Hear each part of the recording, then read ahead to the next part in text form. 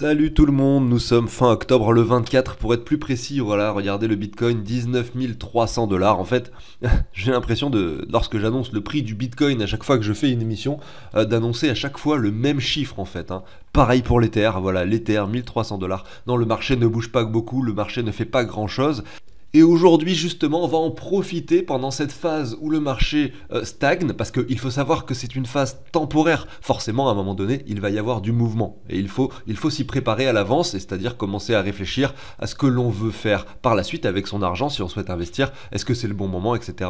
Il y a plusieurs éléments qui peuvent nous aider justement à prendre des décisions, et c'est ce que j'essaye de vous partager sur la chaîne, de vous donner le maximum d'éléments qui peuvent vous aider à prendre des décisions. Évidemment, j'ai pas de boule de cristal, je ne sais pas ce qui va se passer, mais j'ai plusieurs indications, plusieurs éléments qui me laissent penser qu'aujourd'hui, on est plutôt dans des moments opportuns, un moment favorable, peut-être même historiquement favorable pour investir. Quand je dis historiquement, c'est qu'on sait qu'il y a des cycles de 4 ans qui s'opèrent sur le Bitcoin et les crypto-monnaies, et on est peut-être sur une phase, donc 4 ans c'est quand même long à l'échelle de la vie du Bitcoin, puisqu'il a 13 ans. Le Bitcoin il existe depuis 13 ans aujourd'hui. Donc 4 ans, c'est quand même assez long dans sa vie en fait d'actif. Donc oui, c'est pour ça que je dis que ça peut être un moment assez historique en fait. En tout cas, en 12 ans, il n'y en a eu que 2, et là, c'est peut-être seulement le 3e moment où on a des prix qui se trouvent vraiment très intéressants pour investir. Ça ne veut pas dire qu'on ne va pas aller plus bas, que le Bitcoin ne va pas aller aux 10 000, etc. Bien sûr, mais quand même. Donc aujourd'hui, on va voir des indications très intéressantes sur des graphiques. Moi, je parle beaucoup de graphiques. J'ai regardé ces dernières semaines beaucoup le RSI. Bon, je ne vais pas rentrer dans les détails. Si vous ne connaissez pas, c'est pas grave. Si vous êtes nouveau, vous allez apprendre au fur et à mesure en regardant mes émissions ou celles d'autres personnes qui font des analyses graphiques. Mais là, on va s'intéresser plutôt au volume. Donc vous voyez qu'ici, on a des volumes croissants. Donc ça c'est intéressant à voir. Si je regarde un autre graphique, donc avec une autre paire, parce que là en fait chaque graphique représente une paire d'échanges sur une seule plateforme. Là par exemple c'est l'échange Bitcoin contre USDT sur Binance. Donc bien sûr si je regarde les volumes sur la plateforme Binance Bitcoin USDT, peut-être que ça va pas être les mêmes que sur une autre plateforme, etc. Vous voyez là c'est différent. Bon bref, vous allez comprendre. Donc aujourd'hui on va faire une analyse de volume et vous allez voir qu'il y a des choses très intéressantes à constater. Après, qu'est-ce qu'on peut en conclure de ce que je vais dire? Ça, c'est à vous après de tirer également vos propres conclusions. Je pourrais vous donner des pistes de conclusion, mais effectivement, je ne suis pas là pour prédire l'avenir. Ça, je le répète encore et toujours, bien entendu. Et on va aller voir quelque chose d'intéressant en comparant ou du moins en regardant le graphique de l'altcoin dominance à gauche avec le graphique du Bitcoin à droite, et on va remonter un peu dans le temps pour voir ce qui s'était passé. Et on sait que la phase actuelle, en tout cas si vous avez suivi mes émissions précédentes de la semaine dernière et de la semaine d'avant, ça fait même peut-être plus que 2 semaines que j'en parle, qu'aujourd'hui, nous sommes dans une phase de marché qui ressemble à celle que nous avions eue, alors si je dézoome un peu sur le graphique du Bitcoin, ici en 2018. Et ça, je l'ai montré, en tout cas je l'ai montré, j'ai appuyé cela avec des éléments, notamment de RSI, de temporalité, de marché par rapport au cycle de 4 ans que l'on connaît sur le Bitcoin, etc. Donc je ne vais pas reparler de ces éléments-là, puisque je l'ai déjà fait précédemment. Et aujourd'hui, on va compléter cette analyse que j'avais fait précédemment par la présence des altcoins et comment les altcoins pourraient réagir si jamais nous étions dans cette même phase. Pardon, excusez-moi, là je ne suis pas sur le bon graphique. Si jamais aujourd'hui nous sommes dans la même phase que celle que nous avons connue ici en 2018-2019, eh bien la question est de savoir, ou plutôt on pourrait tourner les choses comme ça, si jamais la phase actuelle de marché est la même ou ressemble, enfin en tout cas à celle de 2018, qu'est-ce qu'on peut imaginer par la suite pour les altcoins? Est-ce que c'est plus intéressant d'avoir donc 90% d'altcoins, 10% de Bitcoin, ou plutôt d'avoir 90% de Bitcoin, 10% d'altcoin, ou faire 50-50? Enfin voilà, en fait, ce qui est plus intéressant d'avoir donc au niveau des altcoins et des Bitcoin, c'est pas, je vais pas l'évoquer directement, je vais pas vous dire il faut avoir dans son portefeuille 40% d'altcoin, 60% de Bitcoin, non c'est pas ça. Mais je vais vous montrer cette analyse qui pourra vous aider à prendre une décision sur la répartition de votre portefeuille entre altcoin et Bitcoin. Bref, vous avez compris l'idée et vous allez voir, c'est quand même assez intéressant de parler de tout ça. Ceci étant dit, c'est le moment pour moi de vous passer l'introduction. Pensez à l'abonnement, au like si le contenu de la chaîne vous plaît bien sûr. Et puis moi je vous dis à tout de suite.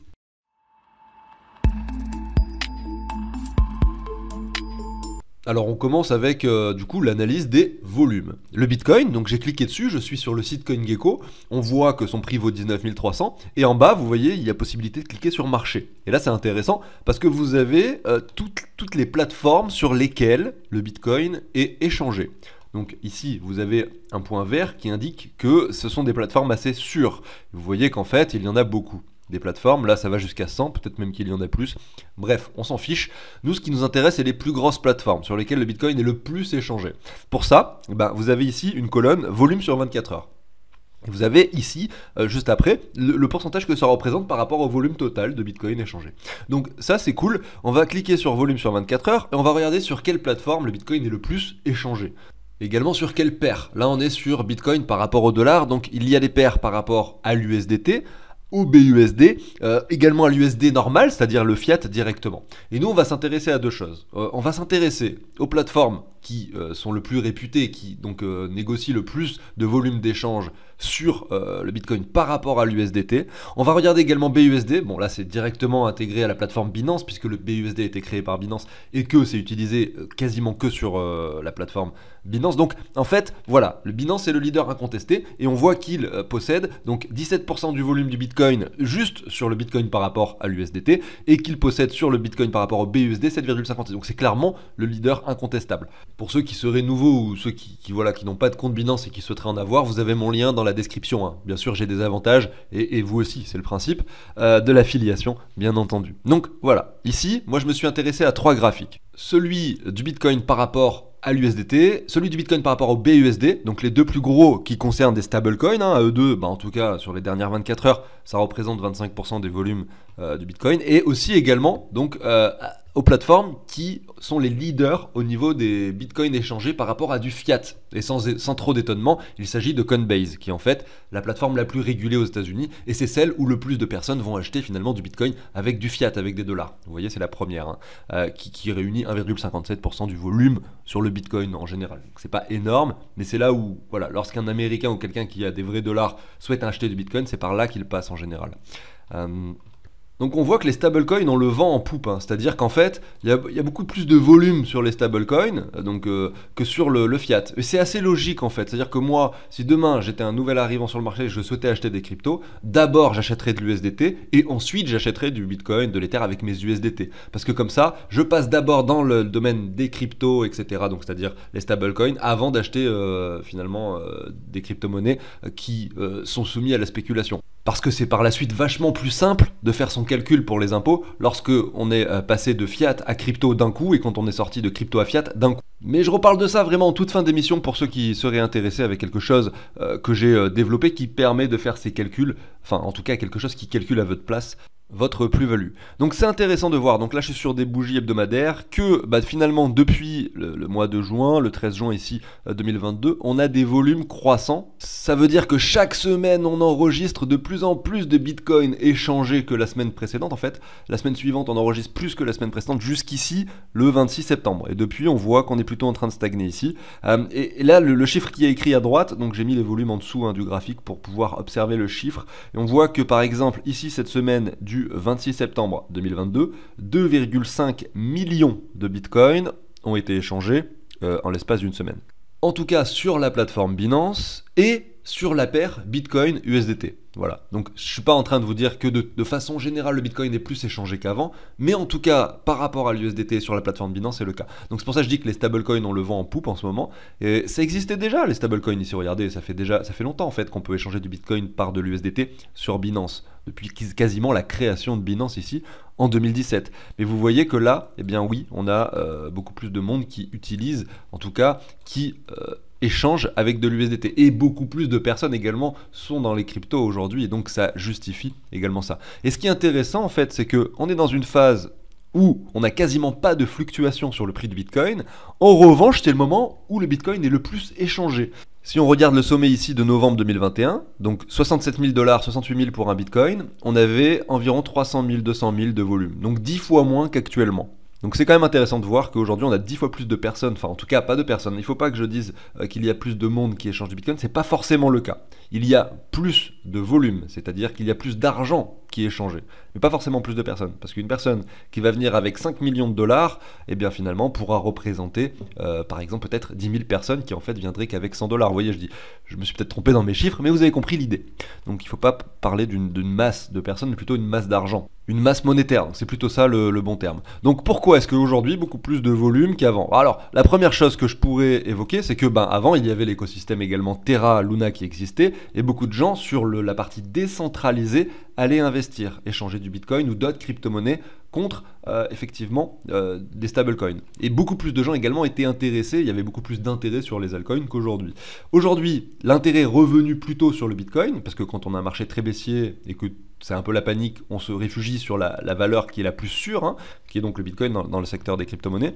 Et les plateformes décentralisées sont beaucoup moins utilisées qu'avant, et beaucoup de monde se sont réfugiés, ont remis leur argent petit à petit sur les plateformes centralisées, parce que en fait, plus les cryptos ça va mal, et plus on pense que c'est mieux, en tout cas, d'aller se sécuriser sur Binance, sur une plateforme centralisée. Mais ça c'est logique, puisqu'on perd confiance dans la blockchain et dans la crypto quand ça chute. Enfin en tout cas la masse de personnes perdent confiance dans cela. Et donc non plus confiance dans les plateformes décentralisées, donc se réfugient sur Binance pour aller se sécuriser en stablecoin, etc. Donc voilà, les gens se sont retrouvés dans une phase de panique, se sont retrouvés à vendre en masse des bitcoins et donc se réfugier principalement dans l'USDT ou d'autres stablecoins ou même de l'USD ou de l'euro. Mais vous voyez qu'ici, on passe souvent par l'USDT dans un premier temps et en fait on voit que là les volumes ont augmenté. Et ce qui est intéressant de voir, c'est que pendant cette panique, on avait des volumes qui étaient encore raisonnables. C'est seulement quand on a commencé à stagner que finalement les volumes ont augmenté. Vous allez me dire, mais c'est pas logique, je comprends pas.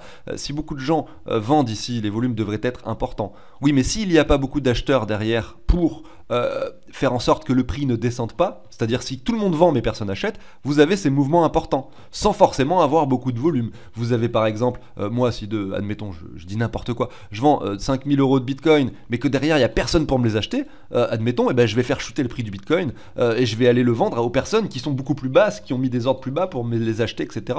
Ce qui fait chuter drastiquement son prix sans avoir énormément de volume, vous voyez? Évidemment, c'est un mauvais exemple. Avec 5000 euros, vous allez rien faire chuter du tout. Mais avec plusieurs millions et donc un grand nombre de personnes qui sont présentes pour vendre, etc., à ce moment-là, on a ce phénomène dont je viens de parler qui se produit. Et derrière, qu'est-ce qui se passe? Le Bitcoin stagne ici. Et les volumes augmentent. En fait, on peut en tirer une conclusion très très simple à cela. En fait, c'est que il y a des personnes qui empêchent avec des gros portefeuilles, hein. C'est-à-dire qu'il y a des gros montants qui sont mis à un endroit précis, qui crée un support, c'est-à-dire qui empêche le prix du Bitcoin de chuter. Et ces personnes, elles mettent des ordres ici, elles mettent des ordres d'achat avec des montants de plusieurs millions, etc. Il y a des liquidités énormes qui sont installées. Parce que ces personnes pensent que le prix du Bitcoin entre les 18 et les 20 000 dollars, c'est très intéressant d'en acquérir à ce prix-là. Donc, ils mettent de la liquidité. Et finalement, involontairement, ou de façon naturelle, en fait, ils empêchent le prix de descendre plus bas que les 20 000 dollars. Parce que déjà, il n'y a pas qu'une seule personne qui le fait, il y en a beaucoup. C'est-à-dire, ça peut être des entreprises, des institutions, peut-être plein de traders, admettons une centaine ou peut-être un millier de traders qui sont à leur échelle, par exemple, qui ont 200, 300 000 euros, peut-être une dizaine, je dis n'importe quoi, une dizaine, vingtaine de traders qui ont 2, 3, 4 millions, peut-être 5 ou 6 traders qui vont investir 50 millions. Enfin voilà, en fait, toute cette masse de personnes qui agissent de façon, on va dire, un peu plus intelligente que la masse, que 99% des gens dont je fais partie, parce que j'ai agi de façon émotionnelle à la fois pendant cette chute et à la fois pendant la hausse, ça m'a pas empêché de faire des gains, parce que on est sur un prix du Bitcoin quand même bien plus élevé qu'ici en 2018, donc sur le long terme, on voit que c'est quelque chose qui monte. Donc sur le très long terme, c'est difficile finalement de perdre de l'argent quand on voit le fait qu'en fait la blockchain, ça devient quelque chose qui s'adopte massivement, qu'il y a de plus en plus de développeurs, que des entreprises s'intéressent à ça, pas forcément aux crypto-monnaies, pas forcément l'investissement, mais juste la technologie en elle-même. Donc oui, c'est une technologie d'avenir, en tout cas c'est ce que je pense.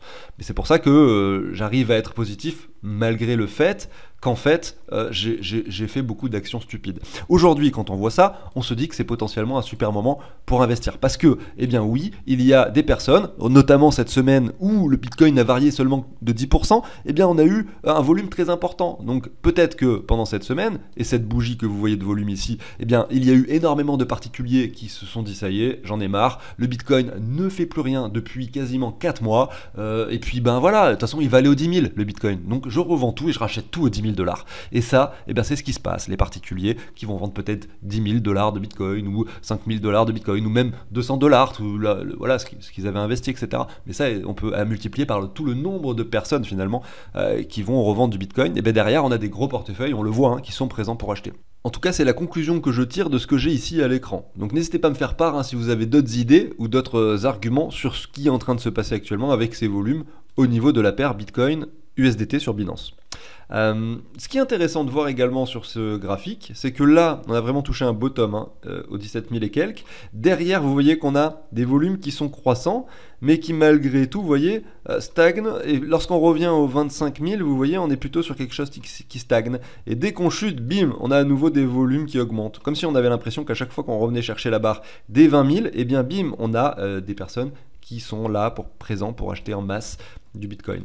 Et encore un truc intéressant ici, c'est que quand on était juste sur le bottom, qu'on venait juste d'entamer cette chute, vous voyez, là la chute était encore très récente en juin 2022, eh bien on n'avait pas forcément, beaucoup de volume. C'est peut-être pas le moment où les personnes à gros portefeuille allaient investir le plus.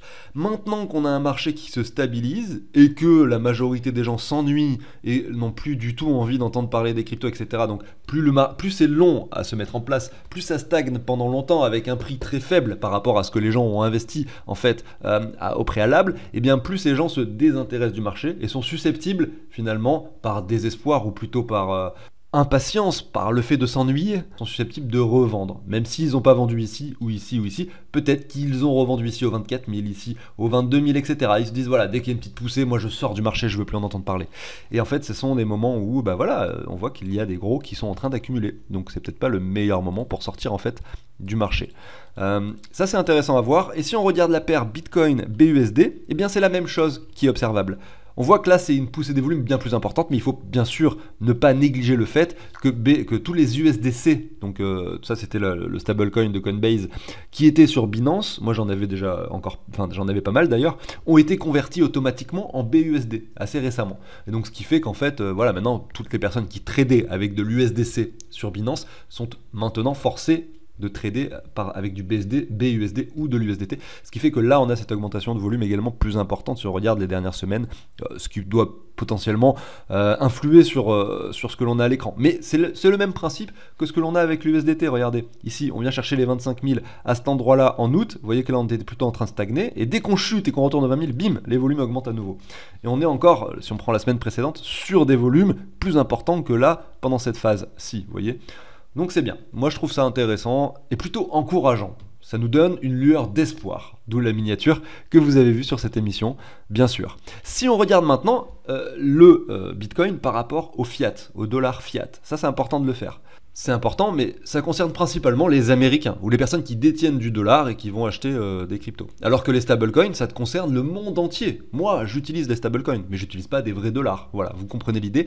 Donc ça concerne plus les Américains, mais c'est intéressant de voir que par rapport au fiat, on a également des volumes croissants. Donc, parce qu'il y a probablement des institutions ou probablement des personnes qui tradent avec du fiat, et c'est quand même intéressant de constater ce qui se passe. Mais on voit qu'on a quand même des volumes croissants. C'est beaucoup moins prononcé qu'avec les stablecoins, et on voit que dans l'histoire, il y a eu des volumes plus importants. On n'est pas sur quelque chose d'historique, mais on est dans la moyenne en fait. Ici, les volumes actuels, c'est à peu près les mêmes que ceux qu'il y avait ici, que ceux qu'il y avait là. Donc en fait, on peut simplement en conclure que si on avait eu des volumes très très bas ici, on aurait pu dire peut-être que les gens qui tradaient avec des dollars avant sont maintenant partis sur les stablecoins, etc. C'est pour ça que il y a une différence. Mais non, là non en fait, on est sur des volumes identiques à ce que l'on avait au préalable, et que donc le fait qu'on ait des volumes aussi importants sur les stablecoins matérialise clairement qu'il y a une masse monétaire très importante qui bloque les prix par des ordres. Voilà, ça c'est vraiment quelque chose qu'il faut intégrer, je pense. En tout cas, c'est mon point de vue, je le répète.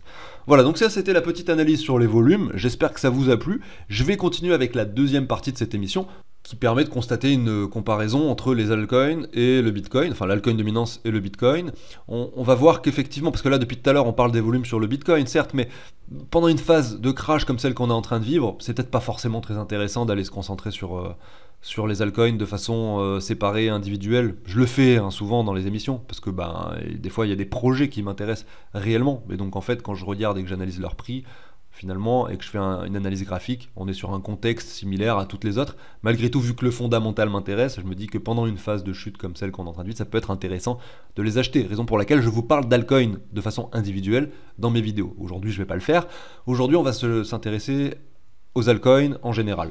Donc, si on reprend un petit peu ce qui s'est passé en 2019. On a une phase qui était à peu près similaire à celle qu'on connaît actuellement, qui se trouvait ici en novembre 2018. Par plein de raisons que j'ai évoquées dans des émissions précédentes. Je ne vais pas les réévoquer aujourd'hui.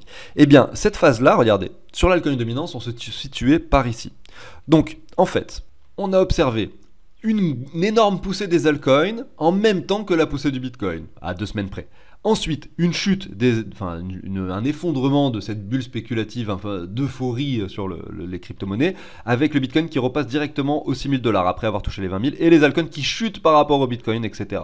Jusqu'à ce qu'on revienne dans cette phase de range. Cette phase de range qui était matérialisée sur le prix du Bitcoin par un bottom.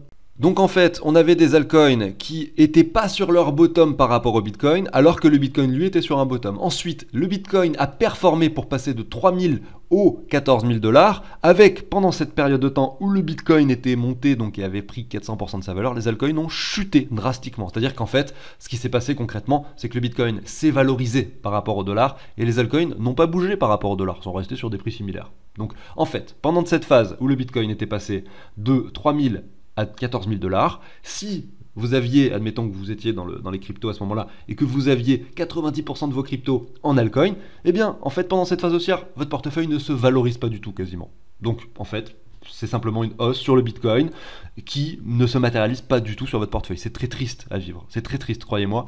Vous voyez le Bitcoin qui monte tout seul, et voilà, vos altcoins qui ne font rien. Et puis en fait, c'est toujours pareil. Vous vous dites, peut-être qu'il faut que je possède plus de Bitcoin en fait, et vous allez acheter du Bitcoin au pire moment avec vos altcoins, et c'est juste après qu'en fait, les altcoins vont avoir leur phase. C'est souvent comme ça que ça se passe, on le sait. Bref, ce que je veux indiquer ici, c'est que si on reprend le graphique actuel, eh bien on a un peu quelque chose de similaire, c'est-à-dire le Bitcoin qui est monté en 2021, avec les altcoins qui ont surperformé par rapport au Bitcoin, etc. Derrière, on a vu que là, on n'a pas fait de nouveau sommet, que les altcoins rentrent dans un contexte différent, où ils deviennent de plus en plus valorisés, et que donc, voilà, de moins en moins volatiles. Raison pour laquelle, aujourd'hui, on n'a pas des fluctuations aussi importantes qu'avant. Donc cette partie du graphique entre 2017, ici, et 2021, je pense qu'on peut l'enlever désormais. Simplement regarder les différentes phases qui se sont passées, mais on voit que là les fluctuations sont pas les mêmes et c'est normal. Donc là, on a des altcoins qui touchent un sommet lorsque le Bitcoin touche également son sommet à peu près en avril 2021. Bon, il fait un sommet un peu plus haut par la suite, mais bref, vous voyez que ça correspond un peu. Et derrière, eh bien, on a les altcoins qui chutent énormément. Vous voyez, on vient casser cette ligne de support ici avec le Bitcoin qui chute. C'est la même phase. Cette phase de baisse des altcoins, c'est la phase de baisse, du Bitcoin. Et donc aujourd'hui, qu'on est dans un contexte qui ressemble à celui de 2019, on peut imaginer, je dis pas qu'on va faire pareil, attention, on peut imaginer une phase où, regardez, on a touché un sommet ici sur l'altcoin dominance, une phase où on a un Bitcoin qui monte en solitaire et des altcoins qui chutent, qui continuent de chuter, peut-être même pour aller chercher un point plus bas que celui-ci. Je dis pas que ça va arriver, mais en tout cas là, ça sera un fort support et peut-être qu'on pourra rebondir dessus, je sais pas. En tout cas, il y a un potentiel de baisse très important sur les altcoins d'environ 17-18%. Et ça peut arriver avec un Bitcoin qui lui en prendrait 17, 20, 30% peut-être. Et ça pourrait faire en sorte que si vous, dans votre portefeuille, vous avez 95% d'altcoin, et ben vous ne profitiez absolument pas de cette hausse du Bitcoin qui pourrait arriver par exemple ici dans les mois qui viennent. Je ne suis pas en train de dire que ça va se passer comme ça, mais en fait, je vous montre un petit peu comment ça s'est passé donc en 2018, et ce que l'on peut imaginer aujourd'hui, voilà, on sait que ça s'est déjà produit, donc on sait que ça peut se reproduire, et donc c'est pour ça que moi, personnellement, depuis quelques mois, je suis plutôt en train d'essayer d'accumuler du Bitcoin, avec mes altcoins, en les revendant petit à petit, pour essayer de revenir sur un ratio de 50-50, on va dire, à minima, afin de profiter, si jamais, de cette hausse du Bitcoin, si ça arrive. Également de profiter de cette hausse des altcoins. Admettons qu'en fait je me trompe et que les altcoins montent, je vais quand même en profiter parce que j'ai gardé, comme je dis, faire du 50-50, ça permet en fait de limiter son risque et d'être gagnant, peu importe ce qui se passe, que ce soit l'un ou l'autre qui monte. Donc ce que je veux simplement évoquer, c'est que pendant une phase de marché baissier comme celle qu'on est en train de vivre, et quand on regarde l'historique du Bitcoin, on peut en conclure qu'il est intéressant en phase de bear market d'avoir quand même beaucoup de Bitcoin. Enfin en tout cas, une partie considérable de Bitcoin par rapport à ces altcoins. Peut-être du 50-50, peut-être du 60-40, ou inversement du 40-60, j'en sais rien, c'est à vous de décider en fait. Mais c'est simplement pour vous faire part de cet élément qui est indispensable, parce que moi qui étais là en 2018 et qui ai vécu cette partie du graphique, eh bien effectivement, j'ai regretté, lorsque le Bitcoin est passé de 3 à 14 000, j'ai regretté le fait d'avoir quasiment que des altcoins en fait. C'est pour ça qu'aujourd'hui j'essaye de faire différemment et qu'on essaye d'apprendre de ses erreurs, bien entendu, au quotidien. Je termine cette émission avec un outil que je vous partage qui permet de récapituler tous vos investissements. Si vous avez de l'argent sur Binance, Coinbase, sur des plateformes décentralisées, MetaMask, n'importe quoi, vous pouvez tout réunir sur un seul tableau et le prix des cryptos est récupéré en temps réel. Vous voyez, ça s'actualise toutes les 3 minutes. Donc toutes les 3 minutes, vous avez le prix de la crypto en question qui change et qui se remet à jour. Donc par exemple ici, si je veux ajouter une crypto en dessous, admettons Hero de Meta Hero, par exemple, je dis au pif, vous voyez que son prix va s'afficher en dollars et en euros de façon très rapide. Bon, là il se trouve que son prix, je crois, vaut 3 centimes, c'est ça, 4 centimes, donc vous voyez 3,6, enfin 0,3,6 centimes, donc c'est pour ça qu'il faut donc décaler pour voir le chiffre. C'était peut-être pas le meilleur exemple que j'aurais dû prendre pour vous faire cette présentation, le Hero. Mais bref, il s'est ajouté ici, je peux dire combien j'en ai du coup, le Hero, je peux dire voilà, j'en ai tant sur Binance, tant sur Coinbase, etc., etc. Et derrière, ça s'est ajouté sur tous les onglets, donc vous l'avez ici sur le tableau de bord, ça va vous dire combien vous en avez, combien ça représente en pourcentage par rapport à votre portefeuille, des petits graphiques, ça va vous dire également la répartition que vous avez, donc vous allez savoir sur Binance j'ai tant d'argent, sur Coinbase, sur MetaMask, etc. j'ai tant d'argent, vous savez exactement combien vous avez par plateforme, vous allez pouvoir inscrire sur également un onglet les achats et les ventes que vous faites par rapport à l'euro, donc au fiat, et en fait ça va vous permettre à la fin donc de calculer la plus-value. Quand vous faites une session que vous revendez des cryptos pour des euros, vous avez simplement le calcul qui vous indique la plus-value. Donc en fait vous savez où vous en êtes, combien de pourcentage vous avez effectué par rapport à ce que vous avez investi au départ, la répartition de toutes vos cryptos, la répartition stablecoin et crypto. Donc dans ce portefeuille, cet exemple que vous avez à l'écran, il y a 4% de toute la somme qui est en stablecoin, donc en USDT, vous voyez ici 500 $, et 96% qui est en crypto. Voilà. Donc c'est assez intéressant, je vous invite à y jeter un œil. Vous allez sous n'importe quelle de mes vidéos, en l'occurrence celle-ci également, et vous allez avoir 2 liens en fait sous la vidéo, notamment donc en cliquant ici sur le plus sur PC ou sur le titre sur téléphone, vous allez tomber dans la description, vous allez avoir 2 liens. J'explique beaucoup mieux le tableau sur celui-ci, et là vous tombez sur le site de CryptOrganize pour effectuer une donation si jamais vous souhaitez obtenir cet outil qui s'actualise tout seul, donc parce que tous les prix des cryptos est récupéré automatiquement avec un petit programme informatique. Voilà, j'arrive sur la fin de l'émission. Merci à tous de m'avoir écouté. Je vous souhaite une excellente journée, une excellente semaine. Je vous dis à très bientôt sur la chaîne. Salut tout le monde!